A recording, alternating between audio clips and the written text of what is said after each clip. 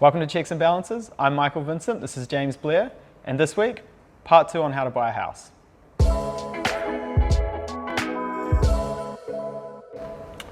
Great, okay, so part 2. Last week we spoke about how much you need to save for a deposit, how do you manage your budget to be able to do that as well. Now this week we want to run into some scenarios, a few more nuts and bolts, but actually we're not going to ask the first question. We've got our first viewer question. So Tom, bring up the question for us. Hi, my name's Cara and I'm 27 years old. I'm happy with my current lifestyle, but worried if I invest in a property, something will have to give in my budget post-purchase. So, how do I prepare myself financially before investing in a property and after investing in a property? Okay, great question from Cara there. Yeah. Around, essentially, Mike, can I have my cake and eat it too? It's what everyone wants to know. Yeah, and I mean, it's good to know after 4 episodes we've made it. We got questions. We got questions coming in. We're going to get mobbed on the street. Absolutely. I mean, that's why we did this, right? Just for the fame. Just for the fame. Just Yeah. for using this as a platform to hit Shortland Street, right? So, as I said, last week was really talking about the deposit element. Yeah. And the deposit element it's a tricky part for a lot of people to save that 10%. But with house prices going up, on the other side, Mike, you got to go, can I afford the day-to-day? Can I maintain my lifestyle and also have home because I'm getting pressured by my parents and my friends and I'm seeing people on Instagram buying their house? Yeah, absolutely. And it's always going to depend on what someone's lifestyle is before they go into this.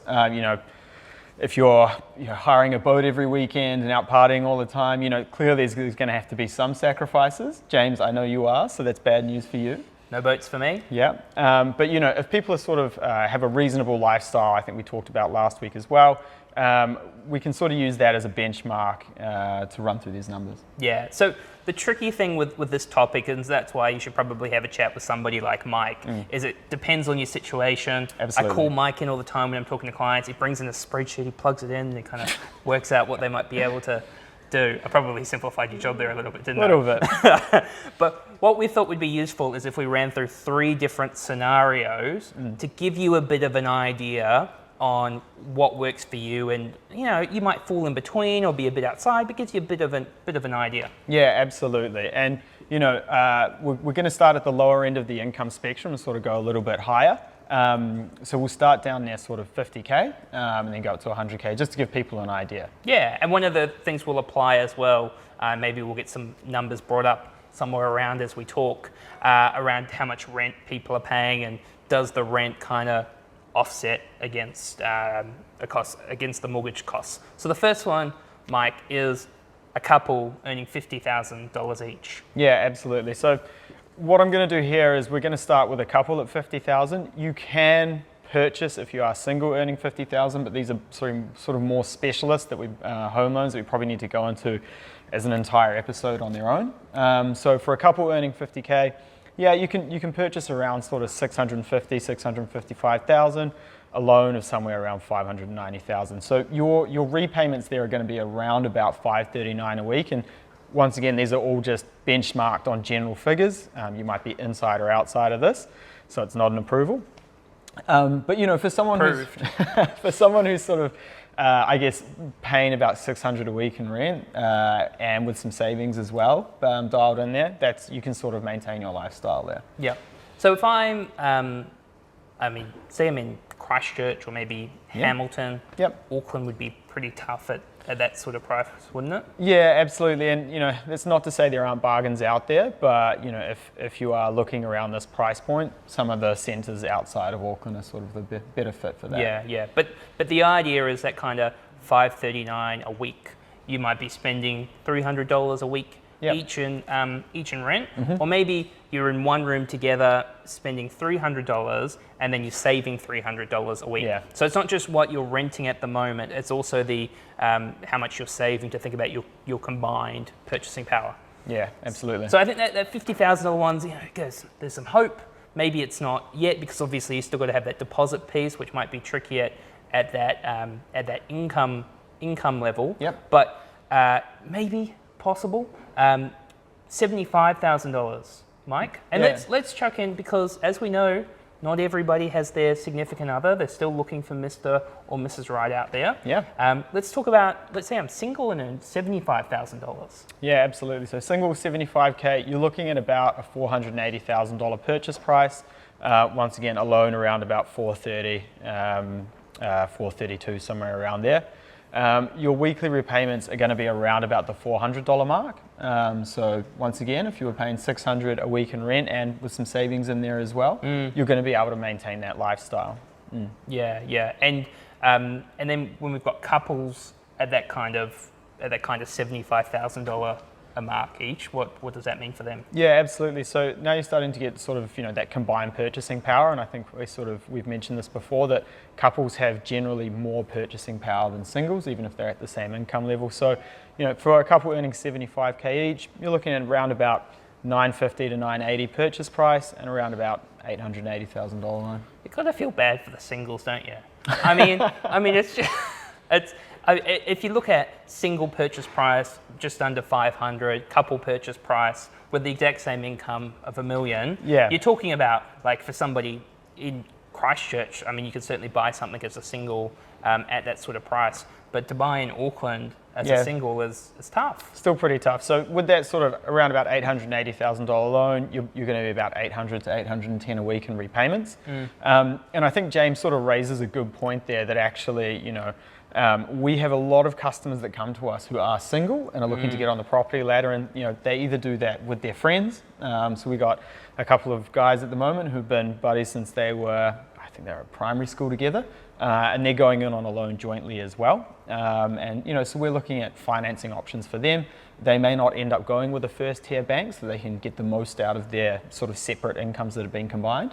So there are other ways to do these things as well. Yeah, I think if you are single, thinking about a sibling or a friend is a good idea, because essentially you become a couple. Absolutely. You're both in $75,000. You bring it together, you're at 150. You got that purchasing price near $1 million. Yeah, at some lenders. And that's why I mentioned sort of the second tier lenders for the guys that we're working with at the moment, because some lenders will stack the income like that. A lot of the first tier lenders, it's jointly and severably liable for the loan, which means you both individually have to be able to afford the whole thing. So that's when it gets a little bit tricky. That's very tricky. Yeah, and that's why, sort of like James said before, speaking to a mortgage broker, we can help, work that through the bank, and we know what lenders to go to and who to speak to and sort of how to place those applications. Yeah. The other really important component there as well is making sure that you go and see a lawyer and get this all structured up. Yeah. I've seen this go to custard before, where, questions like if you're with a friend or a sibling and they want out, how does that work? Yeah. It's in some ways a little bit like a divorce, right? Yep. So making sure that you go and talk to the lawyers, you get something drawn up, and everybody's agreeing to what's going to happen in exit situations. Yeah, absolutely. And I think that the banks sort of have picked up a lot on that as well. So now they're always looking for exit strategies, and not to get too jargony here, but if you have different timelines for what you're wanting to do, that might be your parents are older and they're helping you purchase a house, the bank will sort of ask you what happens if everything goes wrong, and when do you get out of this, and when do you buy them out, and all these sorts of things that you need to consider when you're going in with someone else. So yeah, just a couple of things to sort of think about there. Not too much jargon in there at all, Mike. Not at all. Good job. Okay, let's run through one scenario for our ballers out there, which is pretty much you need this kind of income to be able to buy an average house in Auckland these days. Let's talk if you have a $100,000 income. I've enjoyed my lifestyle, haven't really been thinking too much about buying a house. Say I'm single, Mike, and earn $100,000. Yeah, absolutely. So single earning 100K, and probably a good thing to note here that you are now over the $95,000 cap for the $10,000 first home loan grant. For a couple, it's 150. So yeah, just something to keep in mind that you can get 10,000 grant from the government for your deposit. But yeah, so single 100K, you're looking around about 620 purchase price, a loan somewhere around 560 as well, and that's reasonably around 490 to 500 per week. Still quite tricky at that income to buy something in Auckland, right? Yeah, but you're starting to get there. It just depends where you want to live in Auckland, the type of property you're trying to buy. I genuinely think, at around that early 600 mark, you are in the market. You just might need to look, to find it. I think a few people watching this might be laughing at you saying that, but you're right. It depends where you want to live and the kind of place. Absolutely. Okay, and let's talk about a couple as well. So only $100,000 each. These are go-getters. They're crushing it in life, but they haven't bought their house yet. Yep. What kind of purchase price are we looking at? Yeah, cool. So for a couple earning 100K each, around about 1.3 million purchase price. Anywhere around $1.2 million loan. And so you're looking around about, that's over 1,000 a week in repayments. So you're looking at 1,090, 1,100 in repayments per week.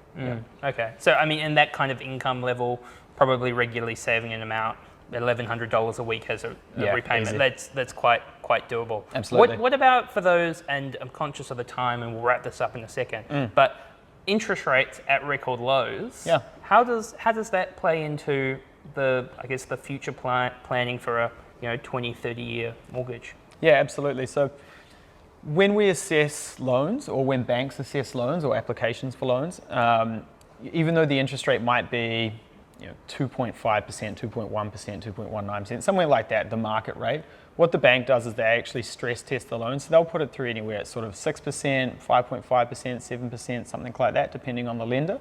So what that will do is make sure that the bank knows that you can afford the loan, even if interest rates rise to that 5%, 6%, something around there. So that's sort of dialed into the calculation already. Yeah. What will that mean practically for you? Absolutely your repayments are going to go up if your loan is on floating, or if your fixed loans roll off their fixed term and then you need to refix them. So, it's always important to keep sort of an eye on what's happening in the market in terms of where are the wholesale interest rates or where are the mortgage rates and these sorts of things. A little bit jargony there, Mike. Absolutely. Got you at one point. Got me at wholesale interest rates. Wholesale. Okay, so we're going to wrap up there. I think in summary, at all of those income levels, depending where you live, there's an option. And usually I don't know if you agree, Mike, people are closer than they think they are. Yeah, absolutely, especially especially in terms of the affordability side. The deposit's pretty clear, but the affordability side, people sort of think it's too far out of reach when actually they're a lot closer than they think. Yeah, and the other thing, a lot of the people who have signed up for this weekly podcast, they're kind of moving along in life. For a lot of them, they might already own their home, they might have some investment properties, they might be thinking about retirement. Yeah. The other thing I'd encourage you to do is forward this to a friend who you go, they don't want to think about buying a property, they're too far away from it. And then Mike could be a good person to have a chat with us if they don't have a local mortgage broker that they're already talking to. Absolutely. Great. Okay, well, we're going to wrap it up there. We'll see you again next week. Have a great week. Cheers.